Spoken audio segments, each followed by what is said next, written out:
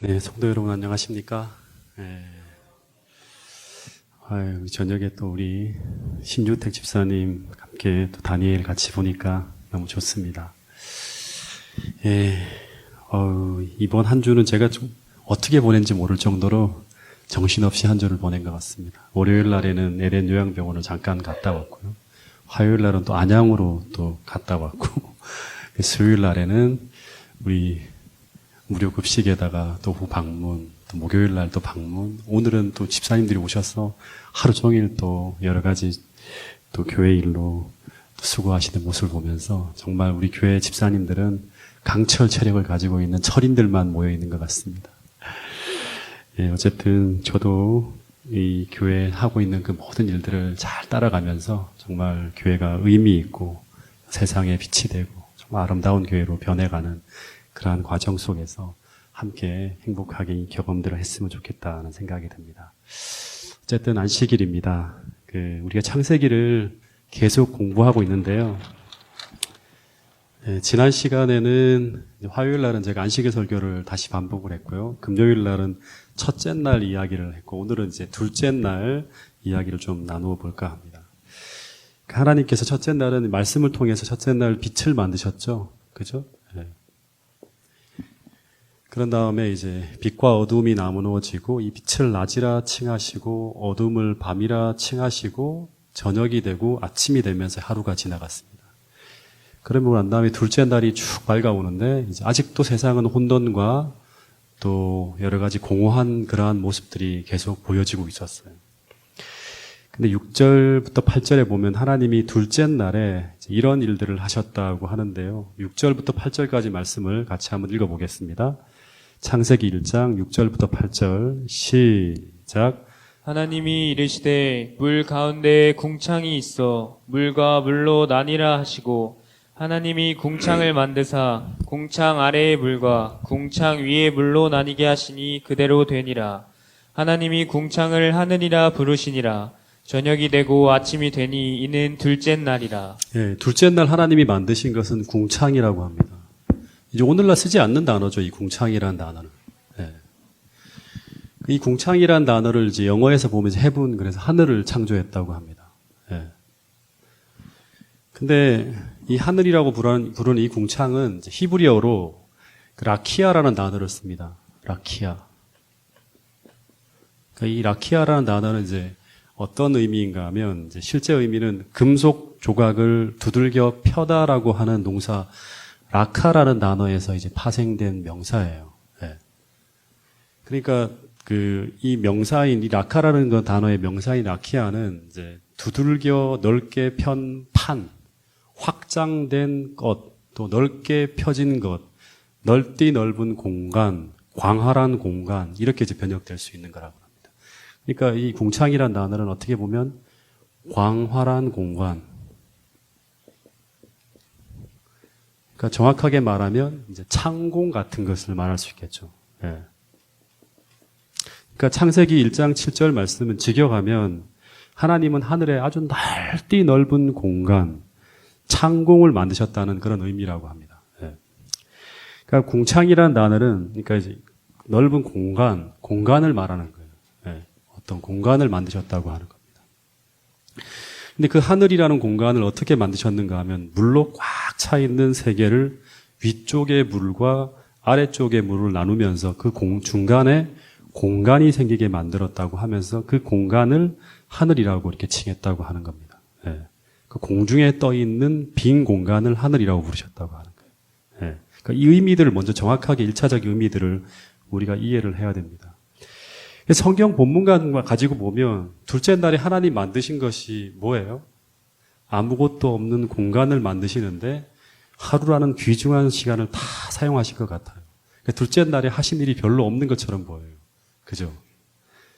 근데 이 둘째 날에 눈에는 보이지 않지만 창조하신 것이 있습니다. 그것이 무엇일까요? 둘째 날에 행하신 이 일을 통해 창조하신 것이 뭘까요? 이 궁창이라는 걸 통해서 만드시면서 뭘 만드셨을까요? 바로 공기를 만드신 거예요. 공기.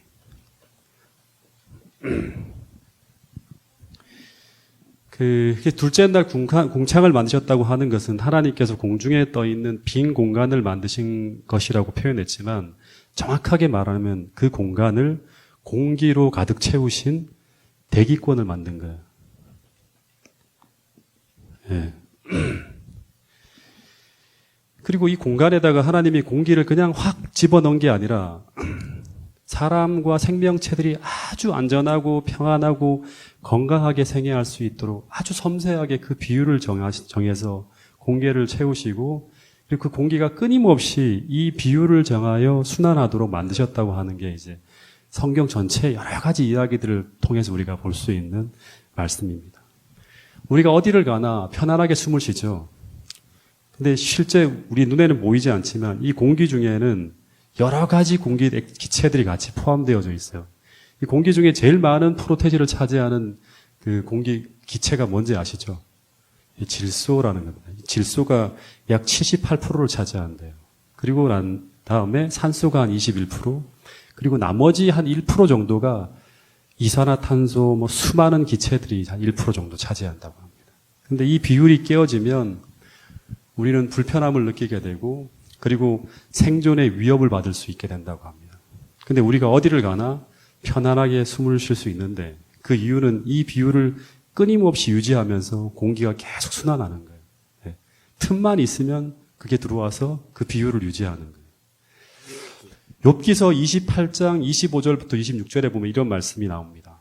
하나님께서 바람의 무게를 정하시며 물의 분량을 정하시며라는 말씀이 나옵니다. 하나님께서 바람의 무게를 다르게 정하셨다고 하는 것은 공기가 순환할 수 있도록 고기압과 저기압이라는 이런 기압을 통해서 순환할 수 있도록 만드셨다고 하는 거예요. 여러분, 어디를 가나 아무 부족함 없이 우리가 적당량의 산소를 계속 마실 수 있다고 하는 것은 끊임없이 이 공기 속에서 이 산소와 질소의 비율을 적절하게 유지하도록 애쓰시는 그 하나님의 은혜의 손길이 계속 미치고 있기 때문에 우리가 편안하게 숨을 쉴 수 있다고 하는 거예요. 그래서 이것을 아는 사람은 호흡하는 것조차도 하나님의 은혜라는 것을 알고 하나님께 감사한다고 하는 이야기가 나옵니다. 시편 150편 6절에 보면 호흡이 있는 자마다 숨을 쉴 수 있는 모든 자마다 어떻게 하라? 여호와께 감사하고 찬양하라고 하는 거예요. 네.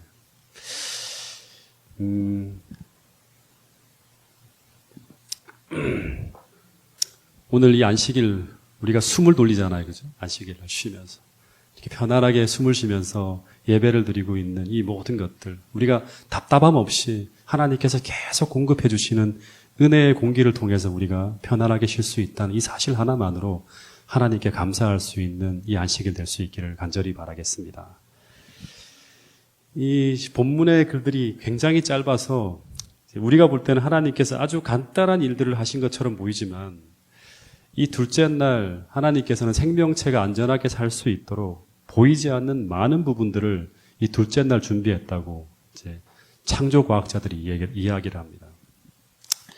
첫 번째는 이제 하나님이 궁창을 만드시면서 어떻게 했는가 하면 물과 물을 분리하면서 아래의 물은 이제 지표면을 덮고 있는 물이 되는 것이고 위의 물은 천계층이라고 해서 이제 물로 하늘 전체를 이렇게 쫙 덮었다고 합니다. 하늘 전체를 물로 덮는 일을 진행했어요. 그러니까 궁창을 만드시면서 이 하늘 위의 물을 천계층이라고 하는데요. 하늘 전체를 물로 이렇게 쫙 덮어서 하늘에다 엄청난 물을 저장해 두셨다고 합니다. 근데 이 하늘 전체가 이제 물로 덮여진 지구는 이제 어떻게 본다 그러면 이제 하늘 전체에 물이 있잖아요. 이게 물이 보일러 역할을 해서 계속 적도상의 물은 남극과 북극으로 이동을 하고 그리고 남극과 북극에 식혀진 물은 다시 적도로 이동하면서 이 지구 전체가 아주 일정한 온도를 유지하게 되었다고 합니다. 그래서 처음 만들어진 지구는 온도차가 거의 없기 때문에 이 지구 전체가 정말 사람들이 살기 좋은 아열대 기구를 형성했을 거라 그럽니다. 그리고 우리가 요즘에 말하는 온실효과 있잖아요. 그 태양에서 나오는 이런 이제 복사열은 다 투과를 하고 그리고 이제 지표면에서 반사하는 열은 지구 밖으로 못 빠져나가요. 이게 천계층이 이렇게 있기 때문에. 그래서 이 지구 전체가 아주 온화한 기온으로 전체를 이렇게 덮고 있었을 거라고 합니다. 그래서 하나님께서 물로 하늘을 덮은 이유는 이 온도의 급격한 변화를 막기 위한 목적이었어요. 첫 번째는. 그래서 어디를 가나 사람들이 다 살 수 있는 온화한 환경을 만드셨다고 하는. 지금처럼 혹서나 혹한이 존재하지 않는 세상이었대요. 그리고 또 하나는 하나님께서 이 빛을 창조하셨다고 하는 첫째 날 빛을 창조했잖아요. 그죠? 근데 이 빛을 창조하셨기 때문에 이 모든 생명체들은 이 빛을 받아야지만 이 생명체들이 광합성 작용을 하면서 성장하고 열매를 맺고 하면서 동식물들이 살아갈 수 있었는데, 근데 이 빛은 우리가 아시다시피 좋은 광선도 있지만, 이 빛은 좋은 광선도 있지만, 그러나 이 지구가 유지하는 데는 필요하지만, 하지만 생명체가 살기에는 해롭고 유해한 광선들이 있어요. 예. 그래서 그 해로운 광선들이 뭐냐 그러면 이제 뭐 감마선이라든가 X선이라든가 자외선 같은 이런 광선들인데, 이런 광선들은 가시광선보다, 눈에 보이는 가시광선보다 파장이 아주 짧은 단파들이라고 합니다. 근데 이 단파들을 오늘날에는 오존층만이 이 단파들을 걸러주는데, 그런데 그런 역할을 해주는 또 하나가 뭔가 하면 이 하늘 위의 물층이라고 합니다. 이 수증기라든가 이 물을 이 단파들이 투과하지를 못한대요. 감마선이라든가 자외선이라든가 X선 같은 것들이. 그래서 세상을 처음 창조할 당시에 하나님은 이 물층을 만들어 두심으로 말미암아 이 빛이 날아오는 모든 유해한 광선들을 하나님이 다 차단해 주셨다고 합니다. 근데 만약에 하나님이 첫째 날 빛을 만드시고 난 다음에 둘째 날 궁창을 만들지 않고 바로 셋째 날 땅을 만들고 식물을 만들었다면 어떤 일이 벌어졌을까요? 창조과학자들은 말하기를 셋째 날 하나님이 창조된 식물들을 바라보면서 뭐라고 했죠? 보시기에 좋았더라라고 했는데 그런 말씀을 하시지 못하셨을 것이라고 합니다. 왜냐하면 많은 곳의 식물들이 그 환경을 견디어내지 못하는 그러한 상황들 속에서 죽어가고 있었을 것이라고 합니다. 실제 이제 과학을 통해 보면 이 태양에서 오는 많은 유해한 광선들을 당시에 하나님은 세 가지의 안전장치를 통해서 차단을 해주셨다고 합니다. 첫 번째는 이제 성경에 나오지 않지만 반 알란데라 그래갖고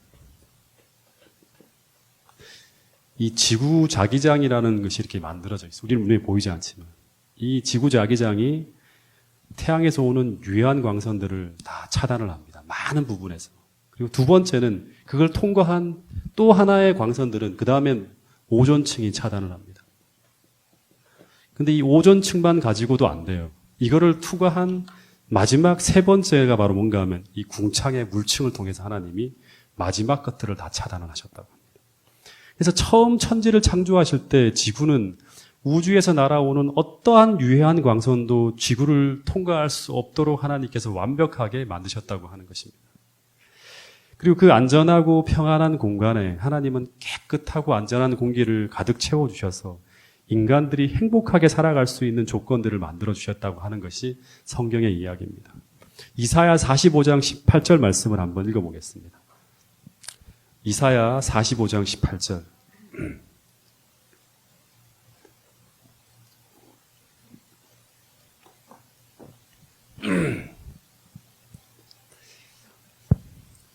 자, 시작.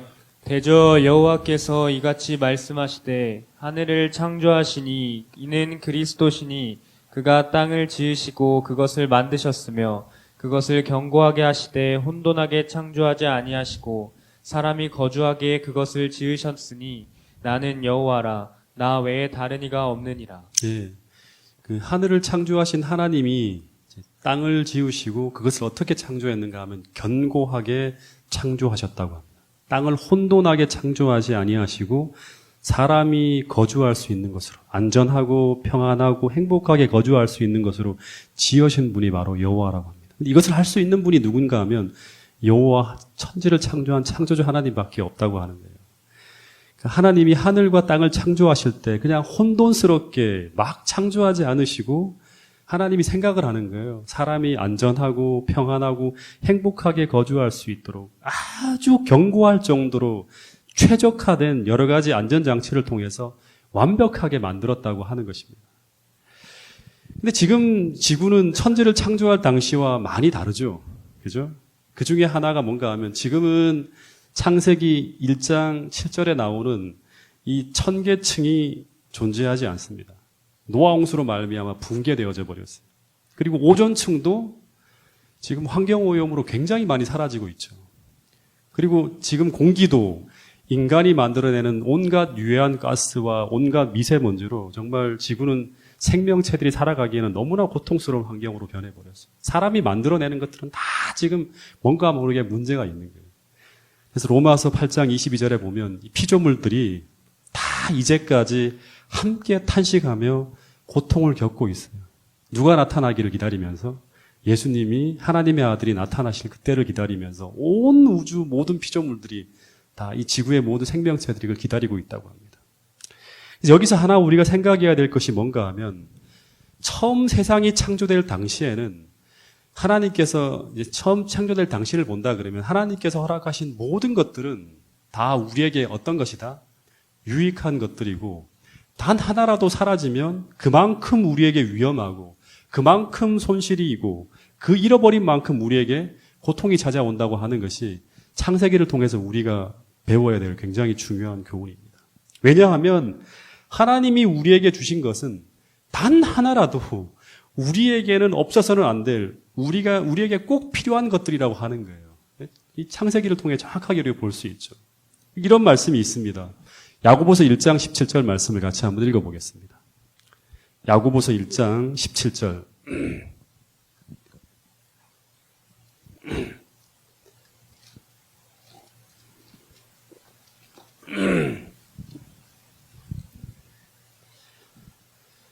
자, 같이 한번 읽어보겠습니다.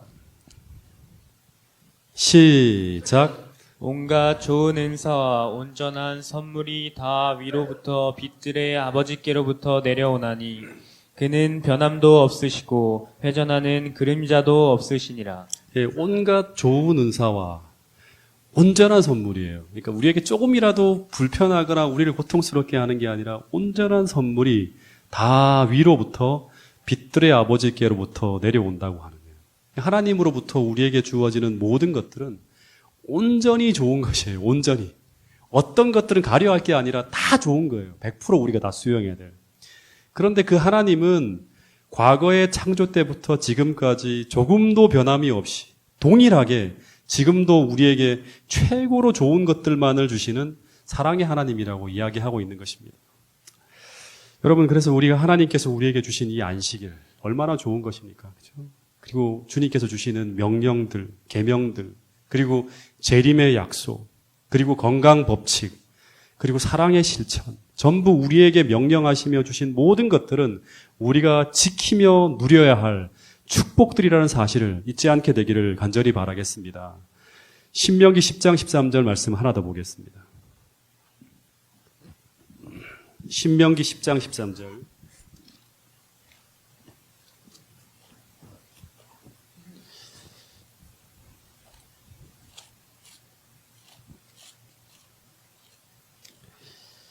(12절부터) 한번 읽어보겠습니다. 제가 읽겠습니다. 이거는 이스라엘아, 내 하나님 여호와께서 내게 요구하는 것이 무엇이냐? 내게 요구하는 것이 무엇이냐? 곧 내 하나님 여호와를 경외하여 그의 모든 도를 행하고 그를 사랑하며 마음을 다하고 뜻을 다하여 내 하나님 여호와를 섬기며. 13절은 같이 읽겠습니다. 시작. 내가 오늘 내 행복을 위하여 내게 명하는 여호와의 명령과 규례를 지킬 것이 아니냐. 내가 오늘 내 무엇을 위하여? 행복을 위하여 내게 명하는 모든 규례와 명령을 지켜달라고 말씀하고 있는 것입니다.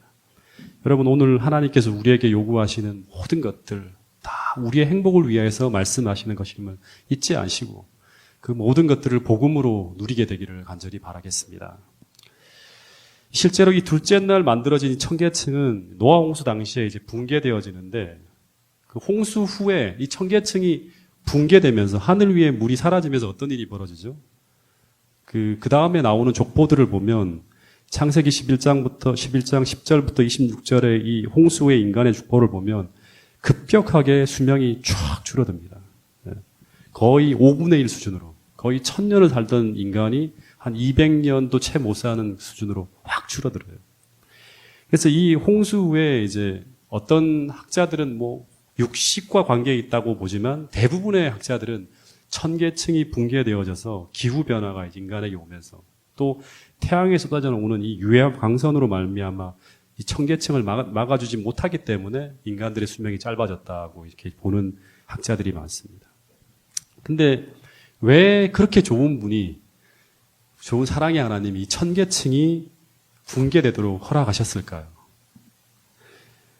여러분 하나 꼭 기억해야 될 게 뭔가 하면 인간이 장수하고 건강하게 사는 것이 좋은 것이지만 반드시 좋은 것은 아닙니다. 먼저 하나님께서 우리 인간이 행복할 수 있도록 만들어준 1차적인 건 뭐냐 그럼 우리의 인격과 우리의 품성이 하나님 닮은 하나님의 형상을 갖고 있을 때 하나님처럼 선하고 진실할 때는 그 좋은 환경 속에서 장수하고 건강하게 오래 사는 것이 축복이지만 사람이 악하게 변해갈 때는 사람이 장수하면 장수할수록 더 건강하면 할수록 그 힘과 능력으로 더 악해져 가는 것을 보면서 이 부조화 선지자를 보면 이런 말이 있습니다. 아담이 어떤 생각을 했는가 하면 사람들이 너무너무 악해져 가는 걸 보면서 이런 생각을 했다고 합니다. 그래서 바로 하나님께서 사람으로 하여금 그 생명을 거두시는 것도 무엇이다? 네, 사랑이라는 것을 깨닫게 되었다고 하는 것입니다. 그래서 이 세상에 고통이 찾아오고 불행이 찾아오면서 하나님은 창세기 때 주셨던 많은 축복들을 다 거두셨어요. 그죠? 우리 수명도 이제는 100살도 채 못 살아요. 그죠? 그리고 이 땅도 창조 당시의 세상이 아니죠. 모든 환경들이 뭔가 하면 이제 계시록을 우리 연구하지만 새 하늘과 새 땅으로 재창조되어져야 될 그때를 기다리고 있는 거예요. 모든 것들이 다 불안정해요. 그래서 우리는 이 마지막 세상의 끝자락을 지나가고 있어요. 창세기 1장 2정의 그 회복된 그 낙원을 생각하면서 이 세상의 끝자락을 지나가고 있는 사람들이 바로 오늘 우리들이라고 하는 것입니다. 그래서 이 땅에서 우리가 정말 정신을 차리고 꼭 잊지 말아야 될 것이 무엇인가 하면 하나님은 우리가 잠깐 지나가는 이 70년, 80년의 덧없는 세월 동안 절대로 잃어버리지 말아야 될 게 하나 있어요. 이게 바로 뭔가 하면 영원한 생명이에요. 우리가 그리스도 안에서 얻은 이 구원을 놓치지 않고 우리가 이 땅에서 끝까지 인생을 마지막 경주를 마친다고 하면 우리는 성공한 거예요. 왜냐하면 모든 이 땅에서 잃어버린 것들은 다시금 우리가 회복할 수 있는 것들이기 때문에 그렇습니다. 네. 그래서 우리가 이 땅에서 그 어떤 것을 쟁취하고 그 어떤 것을 얻었다 하더라도 이 영원한 생명을 잃어버렸다면 우리는 완전 속은 거예요.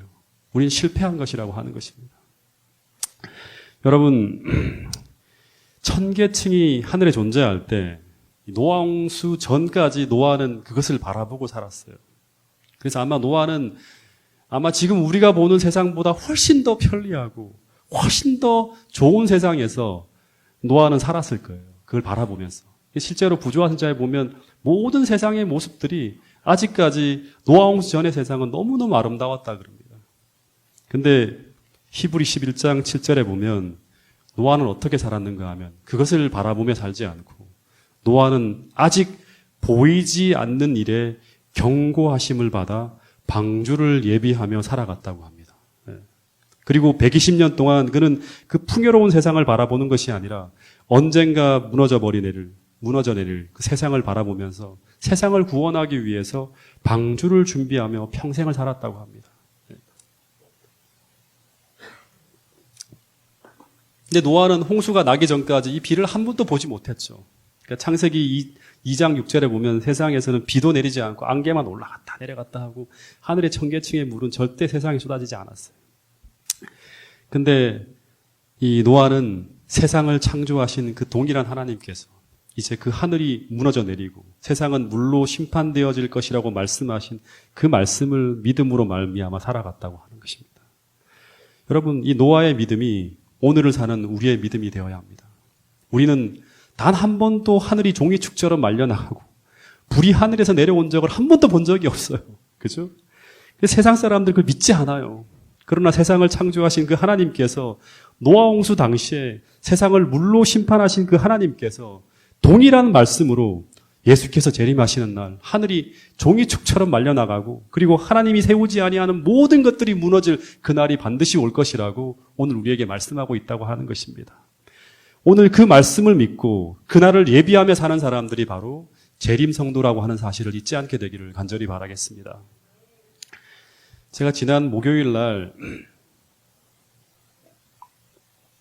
오전에는 우리 조진숙 집사님을 방문했고요. 그리고 성낙원 목사님, 그리고 우리 여기 앉아 계신 최영순 집사님을 방문했는데요. 제가 성낙원 목사님 댁을 방문하면서 참 많은 것을 생각하게 되었습니다. 이제 연세가 어떻게 본다 그러면 인생의 마지막 지점을 살아가고 계신 그 목사님을 보면서 그 목사님께서 지난 인생을 추억하시면서 계속 여러 말씀을 하셨어요. 근데 그 말씀들을 쭉 들어보면 그 말씀이 전부 어떻게 들렸는가 하면 인생이 참 허무하고 덧없다는 말씀처럼 계속 들렸어요. 그래서 사모님과 목사님께서 말씀은 안 하셨지만 이제 평생을 살아오시면서 이제 인생의 모든 낙과 즐거움이 다 점점 사라져가는 이 시간들을 지나가면서 목사님과 사모님이 정말 사모하고 기다리는 것이 무엇인가 하면 평생 약속을 붙들고 살아오셨던 그 약속이 이제 예수님의 재림을 통해서 이루어지는 그 한 가지밖에 소망할 것이 없는 그 하나만 붙들고 지금 마지막 인생을 살아가고 계시는 게 아닌가 하는 생각이 들었습니다. 그래서 목사님께서 자꾸 기억이 사라지고 있지만 계속 종일 옛날 그 신앙의 기억을 더듬으면서 어떨 때는 하루 종일 기도하신다고 하는 거예요. 주님의 이름으로 기도한다는 그걸 잊어버려서 계속 그걸 반복하면서 계속 기도하신다는 그 얘기를 들으면서 얼마나 마음속으로 이렇게 많은 걸 생각했는지 모릅니다. 여러분, 그리고 제가 그 성낙원 목사님 댁을 방문하고 난 후에 우리 최영순 집사님 댁을 또 방문했는데요. 그 예배를 드리고 난 후에 제가 앱에 사진을 올렸지만 눈에 탁 띈 것이 뭔가 하면 집사님 침대 맞은편에 메모해 두신 이 세천사의 기별이에요. 세천사의 기별은 성소에서 시작되었다는 기별을 침대 맞은편에 써놓고 계시더라고요. 그리고 계속 그걸 읽으시는 거죠. 네. 그 성소에서 뭐 하시죠? 예수님께서 재림하시기 전에 우리를 위해서 계속 중보하신다는 것을 계속 기억하시는 거예요. 네. 그리고 침대 머리맡에 두신 액자를 통해서 이제 두 가지 사진이 왔는데 하나는 예수님이 재림하시는 광경과 또 하나가 예수님께서 하늘 성소에서 마지막 사업을 하는 거예요. 우리를 위해 중보하고 기도하시고 계시는 그 그림을 이렇게 두 개를 머리맡에 이렇게 두고 계시더라고요. 집사님이 어느 날 꿈에 주님이 재림하시는 광경을 꾸신 후에 그 장면을 너무너무 감동을 받으셔서 그 장면을 그대로 보여주는 그 그림을 보고 바로 액자에 담아서 머리맡에 두셨다고 하는 거예요. 제가 참으로 큰 감동이 되었습니다. 어떻게 보면 우리 교회의 가장 큰 어른이시는데요. 집사님의 신앙을 생활하시는 화요일, 금요일, 안식일 빠짐없이 이 교회에 출입하시면서 재림을 소망하는 그 믿음의 모습이 오늘 믿음의 후배들이 따라야 할 하나의 모본이라는 생각이 듭니다. 집사님같이 이렇게 훌륭하신 재림신앙을 가진 집사님께서 파주중앙교회에 계시다는 사실이 얼마나 감사하고 얼마나 큰 감동이 되는지 모릅니다. 집사님 부디 살아서 예수님 오시는 그날 함께 손을 잡고 그 영광스러운 재림의 대열에 꼭 함께 동참할 수 있게 되기를 간절히 바라겠습니다. 여러분, 정말 세상은 전부 다 그런 일이 벌어지지 않을 것이라고 말하고 있습니다. 과학이든 모든 것들은 재림 같은 그런 것들을 믿는 사람들은 순진한 사람이라고 노아 홍수 당시에 똑같이 우리를 조롱하고 있을지 몰라요. 그러나 집사님처럼 우리 모두는 세상이 무엇을 말한다 할지라도 창세기를 믿는 사람들은 창세기에서 예수님께서 말씀하신 그대로 세상이 창조되어졌고 그분이 예언한 대로 모든 것이 이루어지고 있고 그 동일한 말씀으로 분명히 다시 오실 것이라고 우리에게 얘기하고 있다는 사실입니다. 여러분, 우리가 이 사실들을 확실하게 믿고 오늘 그 믿음대로 예수님의 재림을 준비하며 살아갈 수 있는 우리 파주중앙교회 모든 성도들이 될 수 있기를 간절히 바라겠습니다. 그리고 그분은 분명히 오실 것이고 그 믿음을 가지고 살아가는 사람들은 절대 실패하지 않고 우리의 삶이 이 땅에서 끝나는 것이 아니라 영원히 이어진다는 사실을 꼭 믿음으로 우리 모두가 재림의 순간까지 함께 손을 잡고 이 믿음을 가지고 함께 걸어갈 수 있는 파주중앙교회 모든 성도들이 될 수 있기를 간절히 바라면서 오늘 말씀을 줄이도록 하겠습니다.